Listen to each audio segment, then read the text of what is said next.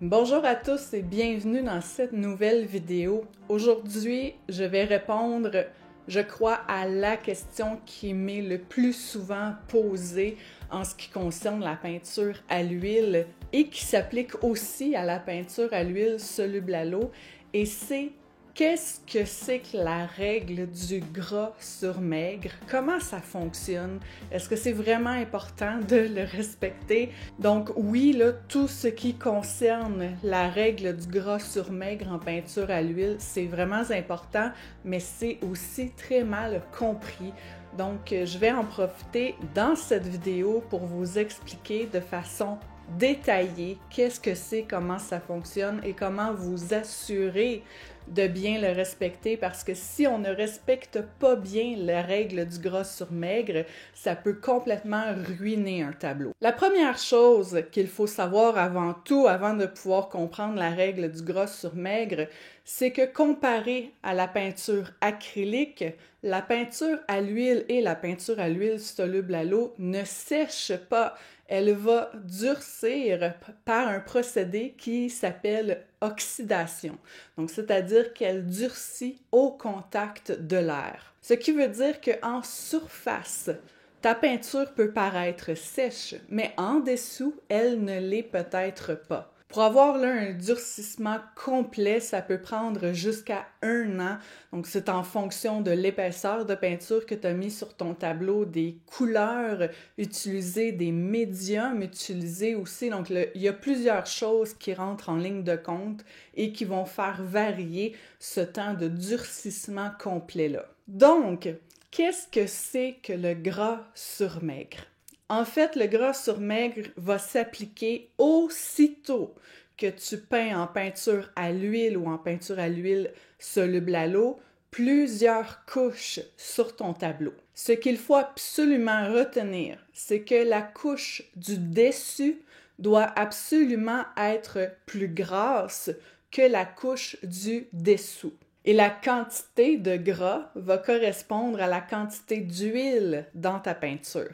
Et ça, pourquoi il faut respecter ça? C'est pour pas que la couche du dessus sèche plus rapidement que la couche qui est en dessous. Plus qu'il y a d'huile dans une peinture, plus ça va être long pour qu'elle atteigne un durcissement complet.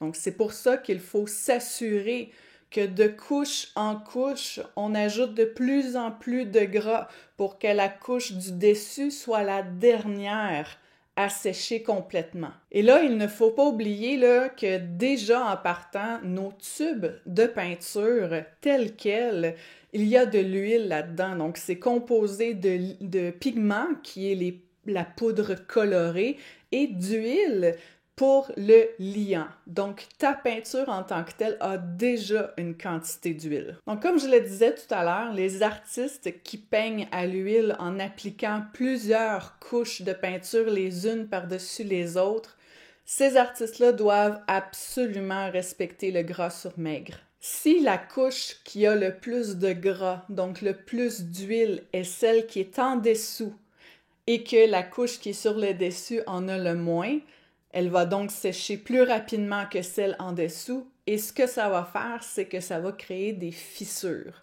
Donc la peinture va craquer, on n'aura plus un bel effet uniforme. Les artistes qui, eux, peignent avec la technique qu'on appelle à la prima, c'est-à-dire que tout se fait en une seule session de travail, en une seule couche de peinture, eux n'ont pas du tout à se soucier du gras sur maigre. Ils vont seulement avoir un temps de séchage pour toute la peinture qu'ils ont appliquée. Et là, je le sais que c'est mon cas aussi, là, beaucoup d'artistes utilisent de la peinture à l'huile et de la peinture acrylique sur un même tableau. La première des choses qu'il faut savoir, c'est qu'on ne peut pas mettre de peinture acrylique ou de médium acrylique sur de la peinture à l'huile. Et ça, c'est que ce soit de la peinture à l'huile traditionnelle ou de la peinture à l'huile soluble à l'eau.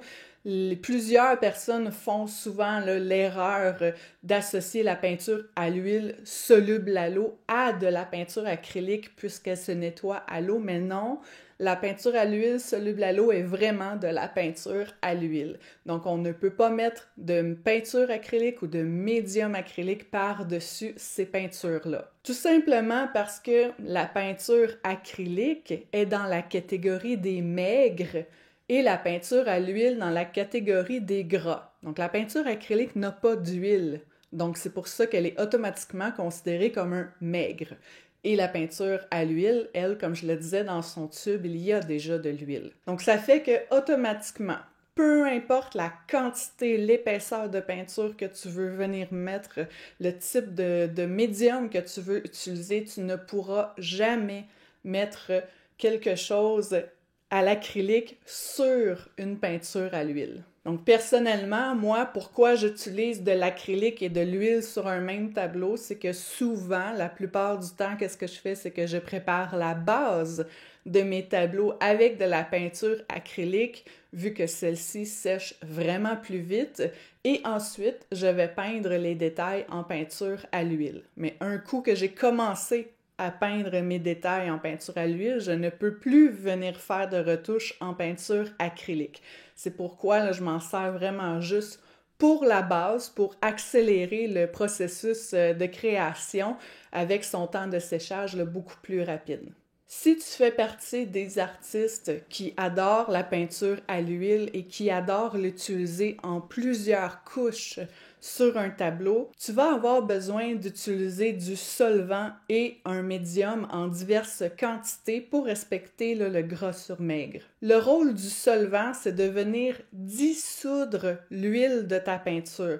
Donc, ce qui va arriver, c'est qu'il va rendre ta peinture plus maigre qu'elle ne l'est déjà là, dans le tube tel quel. Tandis que si tu utilises un médium, comme l'huile de lin par exemple, en ajoutant de l'huile de lin à ta peinture sortant du tube, tu vas la rendre plus grasse puisque tu lui ajoutes de l'huile. Donc, on part toujours avec une certaine quantité d'huile, celle qui est incluse dans ton tube de peinture, ça tu ne peux rien y changer.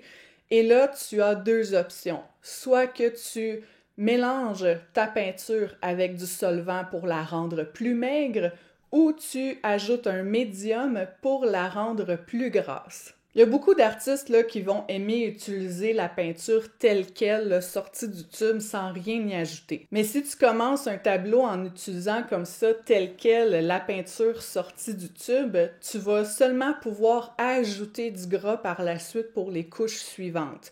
Donc, c'est pour ça que les artistes qui peignent à l'huile en plusieurs couches vont toujours là, utiliser du solvant et du médium pour s'assurer de bien respecter le gras sur maigre lors de chacune de leurs couches. Donc, si on fait une petite recette que tu pourras utiliser et souvent, ce que les artistes vont faire, c'est qu'ils vont se préparer déjà des contenants avec ces mélanges-là à l'intérieur. Et pour chacune des couches sur laquelle ils vont travailler, ils vont utiliser le contenant approprié. Donc, pour la couche numéro 1, par exemple, on va prendre notre peinture et on va y ajouter un peu de solvant pour la rendre plus maigre. Donc, souvent, les artistes vont faire ça pour la couche qu'on appelle le lavis. C'est la couche de base sur laquelle tu vas effectuer là, un croquis, que tu vas mettre en place tes ombres et lumières. C'est souvent fait avec une seule couleur sur le tableau. Donc, probablement que tu as déjà vu un artiste qui peint à l'huile progresser comme ça. Donc, ça, c'est la première couche. En lui ajoutant du solvant à notre peinture, automatiquement, elle est rendue plus maigre, mais aussi, ça va accélérer un peu le processus de séchage puisqu'on vient casser, dissoudre l'huile et qu'on va l'appliquer en couche très mince, notre peinture. Donc, on peut plus rapidement passer à la deuxième couche. Donc, la couche numéro 2, on se prépare un petit contenant dans lequel il y a 75% de solvant, 25% de médium. Donc, tu prends un solvant sans odeur, préférablement, à moins que tu aies un atelier très grand, très aéré, et tu utilises un médium comme l'huile de lin, par exemple. Donc, première couche, seulement du solvant. Deuxième couche, 75% de solvant, 25% d'huile de lin. Ensuite de ça, si tu as besoin de faire une troisième couche, là, tu as besoin d'un médium qui va rendre ta peinture un peu plus grasse que la couche précédente. Donc, à ta peinture, tu vas ajouter un mélange de 50% de solvant et 50% d'huile de lin. Donc, tu vois que de couche en couche, le pourcentage d'huile augmente. Donc, à chacune des couches, on rend notre peinture plus grasse. Et là, c'est le même principe. Si tu as besoin de faire une quatrième couche, tu vas y aller avec 25% de solvant, 75% d'huile de lin. Donc, en diluant toujours ta peinture avec un mélange comme ça, donc soit du solvant pur ou soit un mélange que tu vas être déjà préparé, tu t'assures là, que chacune de tes couches est de plus en plus grasse. Donc, tu vois que dans aucune des couches que j'ai nommées, j'utilise la peinture telle qu'elle. Je mélange toujours la peinture avec quelque chose pour m'assurer de contrôler la quantité de gras dans ma peinture pour chacune des couches, ce qui m'assure de n'avoir aucun problème avec le gras sur maigre, donc de ne jamais me retrouver avec le problème de craquelure, de fissure à la surface de ma toile. Et si pour toi, ça devient vraiment un désavantage, parce que ça, c'est un commentaire que je reçois souvent, donc les artistes adorent la richesse des couleurs de la peinture à l'huile, son onctuosité, sa maniabilité, mais le fait qu'elle soit très lente à sécher, c'est vraiment un inconvénient. Donc, à ce moment-là, l'alternative, c'est d'utiliser du liquin. Personnellement, c'est mon cas. Je n'aime pas du tout que le processus de création d'un tableau soit trop long, sinon je perds la motivation, j'ai plus envie de le terminer et ça se retrouve à être un tableau que j'abandonne.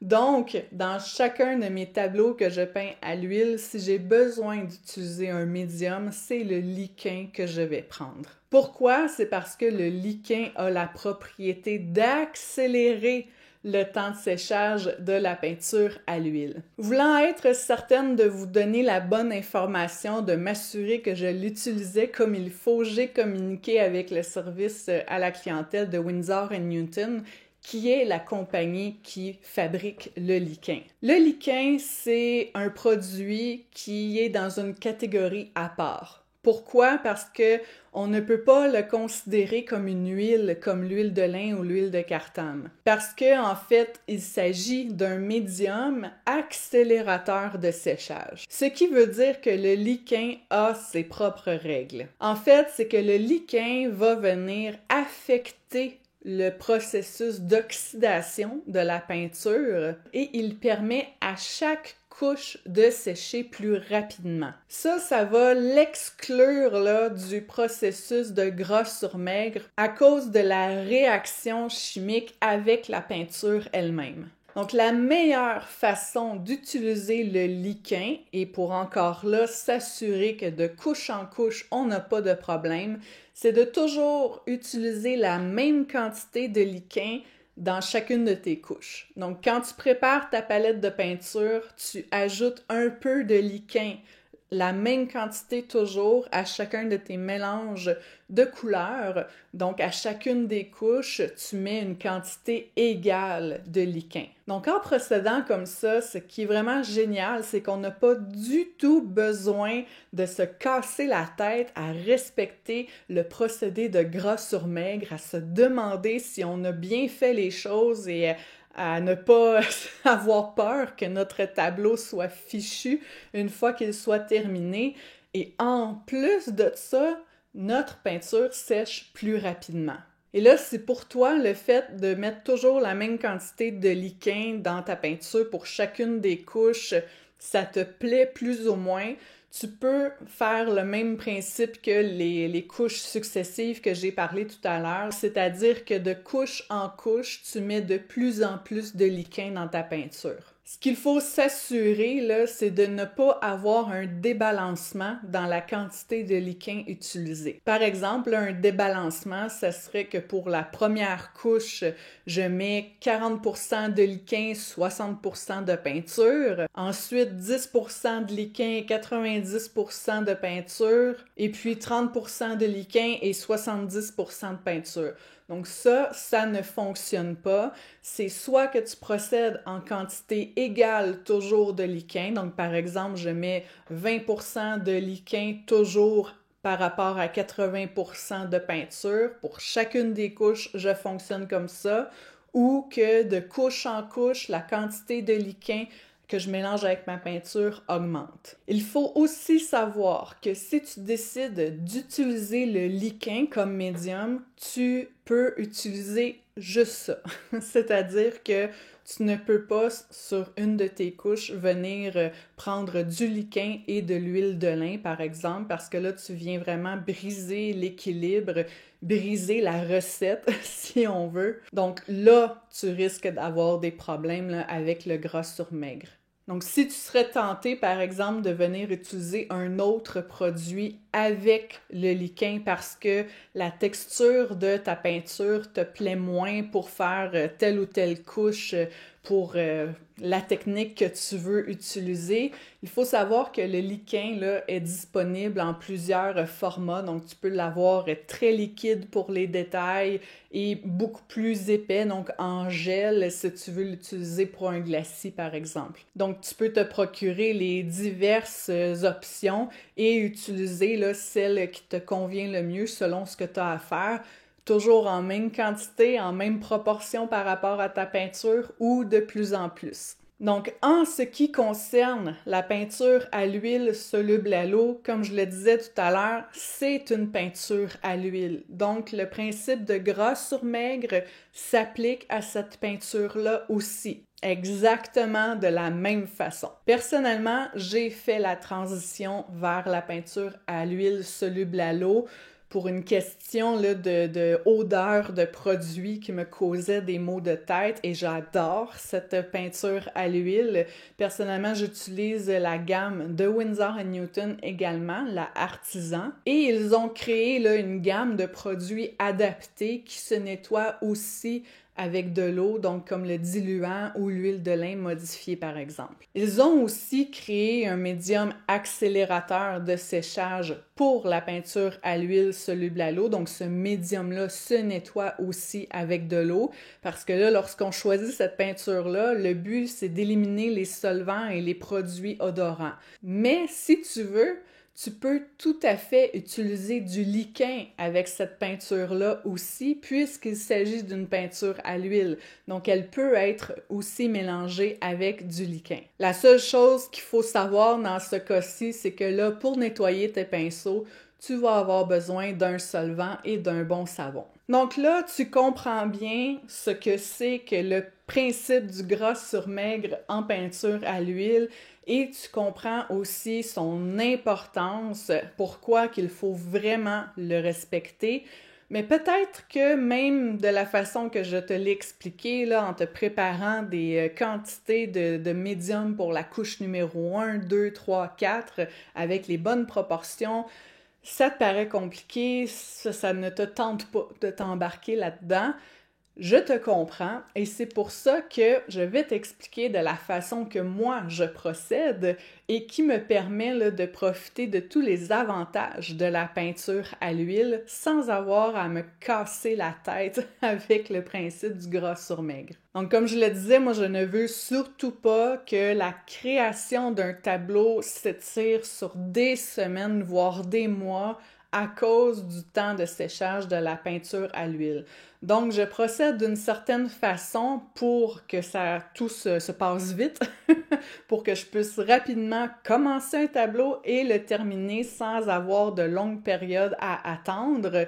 Et c'est aussi cette méthode que j'enseigne dans mes cours de peinture en ligne. En fait, puis ça aussi je l'ai dit tout à l'heure, là, je commence toujours mes tableaux avec de la peinture acrylique. Donc, je viens soit faire une couche uniforme d'une couleur moyenne qui va me permettre ensuite de pouvoir facilement continuer avec de la peinture à l'huile, ou je peux même venir faire un blocage des couleurs, donc commencer là à faire mes ombres et lumières de mon sujet en peinture acrylique pour que ça sèche plus rapidement. Donc la base de mon tableau peut tout être faite dans la même journée, donc une seule journée, et une fois que la base est sèche, dans la même journée, je peux commencer à peindre mes détails en peinture à l'huile. Une fois que je suis satisfaite de cette couche de base-là, qu'elle est sèche, là, je commence à travailler mon sujet section par section en travaillant humide sur humide. C'est-à-dire que je place mes couches de base, ma première couche de couleur en peinture à l'huile, et par-dessus, pendant qu'elle est encore humide, je viens travailler les détails jusqu'à être pleinement satisfaite. Une fois que cette section-là est finie, je passe à la section suivante, ainsi de suite, jusqu'à temps que le tableau soit complété. Donc ça veut dire que sur mon tableau, j'ai une seule couche de peinture à l'huile. C'est pourquoi je n'ai pas à me soucier du gras sur maigre, je n'ai pas à me casser la tête à respecter le gras sur maigre. En fait, je le respecte parce que ma couche de peinture acrylique qui est un maigre est en dessous et je viens peindre en peinture à l'huile par-dessus. Donc, il est là, mon gras sur maigre. Donc, c'est ça qui fait que mon délai de création est beaucoup plus court parce que j'ai besoin d'attendre une seule fois le temps de séchage de la peinture à l'huile, comparativement à un artiste que toutes les couches de son tableau, il va utiliser la peinture à l'huile. Lui, le temps de séchage plus long, il l'a entre chacune de ses couches. Avec la technique humide sur humide, lorsque tu vas peindre les détails par-dessus ta première couche de peinture à l'huile qui n'est pas sèche, cette peinture-là, pour qu'elle se dépose bien par-dessus la précédente, on a besoin d'aller un peu la fluidifier. À ce moment-là, vu que j'utilise la peinture à l'huile soluble à l'eau, je peux tout simplement là, venir prendre un peu d'eau pour venir fluidifier ma peinture. Ça m'arrive aussi que, même si en progressant comme ça, des fois, j'ai besoin de venir faire une deuxième couche en peinture à l'huile. Par exemple, si je peins un animal et que j'ai à peindre des moustaches, j'aime attendre que tous les détails du sujet soient secs avant de venir peindre les moustaches. Tout d'un coup que je viendrais gâcher quelque chose, c'est facile de rattraper, de corriger là, l'erreur là, si le reste est sec. Donc, dans ce cas-ci, étant donné que ma première couche de peinture à l'huile, je l'ai un peu diluée avec de l'eau, la couche suivante que je viens faire, donc les moustaches, ne peuvent pas elles aussi être diluées avec plus d'eau, surtout que là c'est un trait précis. À ce moment-là, je viens utiliser là, un petit mélange que je me fais avec de l'huile de lin modifiée et le diluant là, de la série Artisan, donc qui sont des produits qui se nettoient aussi à l'eau. Ce qui fait que mes moustaches que je viens faire ou les corrections que je viens faire sur mon tableau, cette couche-là est un peu plus grasse que la couche de base, que ma première couche en peinture à l'huile que je suis venue faire. Ensuite, j'attends que tout ça soit sec au toucher, c'est-à-dire que je peux passer ma main sur le tableau et ce n'est plus gommant et je n'ai plus de peinture là, sur les doigts. Donc vraiment, là, en surface, au toucher, tout est sec. À ce moment-là, je peux venir vernir mon tableau avec un vernis à retoucher. Personnellement, j'utilise le vernis Camard de Krylon. Alors voilà, donc j'espère que cette vidéo va t'avoir permis là, de vraiment mieux comprendre qu'est-ce que c'est que le principe de gras sur maigre, comment t'assurer de le respecter si tu es un artiste qui aime peindre en plusieurs couches de peinture à l'huile Et si pour toi ça te semble compliqué, eh bien là, tu connais l'alternative qui est ma technique de peinture et celle que j'enseigne là, pour pouvoir utiliser la peinture à l'huile et profiter de toutes ses qualités sans en avoir les désavantages. Donc si vous avez des questions, n'hésitez surtout pas à les laisser en commentaire, je vais venir vous y répondre et si vous avez aimé la vidéo, n'hésitez pas à laisser un petit j'aime et vous abonner à la chaîne là, pour ne pas manquer les prochaines capsules. Alors merci pour ton écoute, on se voit bientôt dans une prochaine vidéo.